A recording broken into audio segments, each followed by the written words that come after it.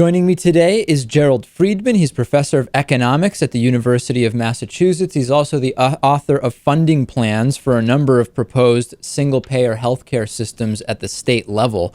Professor Friedman, we've been hearing kind of three-pronged opposition to the Affordable Care Act. Some opposition comes along the lines of labeling it as socialistic or communistic. Then we have the economic arguments, arguing that it's simply not affordable. And then we have the quality of care arguments, arguing that we would actually have worse health care under a Obamacare or even further a single-payer type system.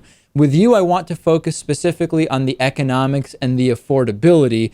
Before we kind of get into the details, you've actually put together plans which show quite clearly that transitioning from an employer-based for-profit system to single-payer would be very affordable, wouldn't it?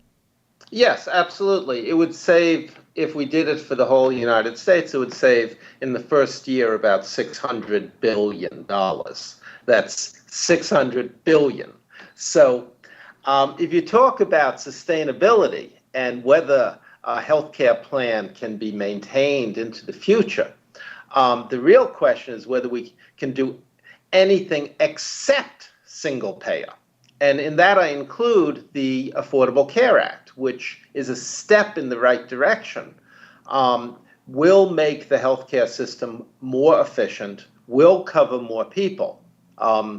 So it's good in all those things, but it doesn't really address the cost issues and sustainability. The White House estimates that the Affordable Care Act will save $800 billion over the next decade, which sounds like a lot of money until you think that we'll be spending about $40 trillion on healthcare over the next decade. So the Affordable Care Act will produce minimal savings. And the reason for that is because it's not socialist. It's certainly not communist. It's the Affordable Care Act is was basically drafted by the Heritage Foundation and was first proposed in Congress by Newt Gingrich.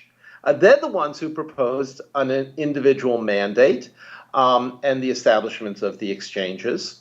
And that was translated in Massachusetts into Romney Care, a system that still leaves the private insurance system in control. And as long as the private insurers remain in control of the system, we will have a fragmented billing system that is very expensive to operate, and we won't be covering everybody. So let's pick up there with the proposed single-payer funding plans. Let's take it one side at a time. First the savings and then the expenses. What areas would a single-payer system reduce cost in as compared to this for-profit, employer-connected healthcare system that we have now? Where would the savings be? Okay, the savings would come in three areas. The first is by eliminating excess administration, excess bureaucracy in the insurance sector itself. The federal government provides Medicare to virtually all senior citizens and a great many disabled and needy people under age 65. And it does it with an administrative burden of under 2%. That is less than 2% of what is spent on processing bills and paper. The rest is spent on healthcare. For the private insurance system, the ratios spent on bureaucracy and waste and paperwork is closer to 20%. So we could save about $200 billion right away if we moved to a Medicare administration instead of private insurance. Now, That's simply first. to play devil's advocate, could one not argue that it would not be reasonable to assume that if the entire population of the U.S. were to be wrapped into a similar type of program, there would be no question that that 2% ratio would go up? Would that be a fair criticism, or is that not? No, it would actually go the other way, because there are what economists call economies to scale in operating an insurance system. If you include everybody, it's even easier to process the paperwork than if you include only part of the population. Okay, good. For example, you don't have to check eligibility. You just have to see if the person's living and breathing and an American, and then they're covered. So the savings would be even greater than I'm assuming. Second, and you have about the same $200 billion in savings in provider offices. The average American hospital these days has more people involved in billing than they have beds. I mean, this is just inconceivable how much waste goes on in hospitals and provider offices because they have to deal with so many different insurers. They have to process so much paper for so many different companies. So we would be able to save money in provider offices. People working in billing and insurance operations and offices could go do something useful with their lives. And third, we have enormous waste because of monopolistic practices by the drug industry and medical device manufacturers.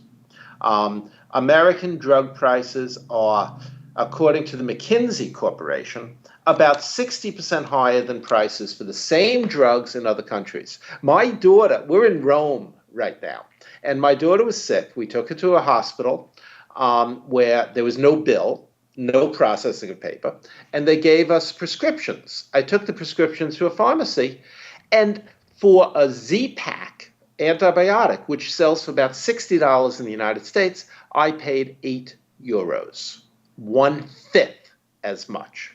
All the rest of the United States is waste, fraud, and monopolistic profit for the drug industry.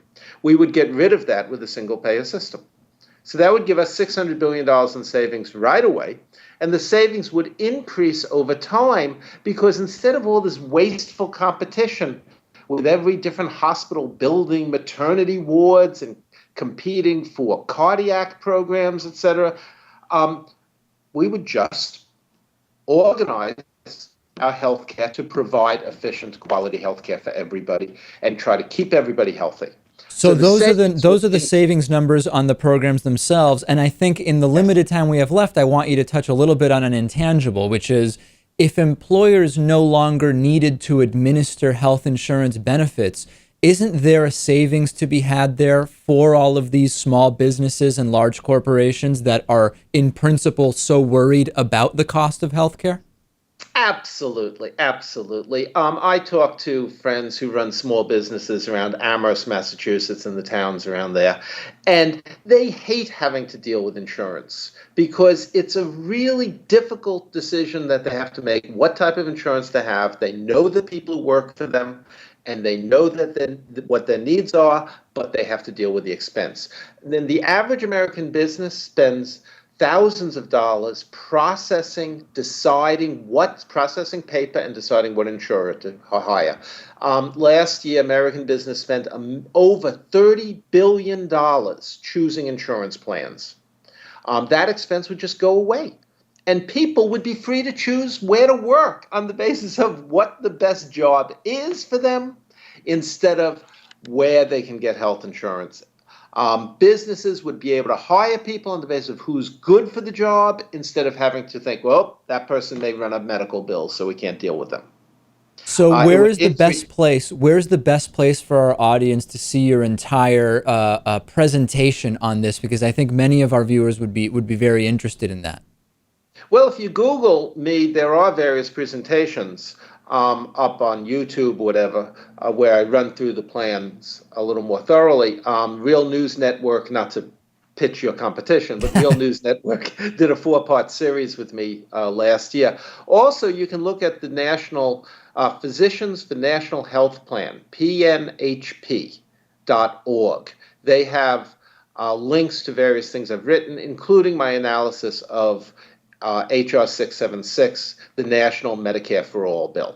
All right, we've been speaking with Gerald Friedman, professor of economics at my alma mater, the University of Massachusetts. Thanks so much for being with us again.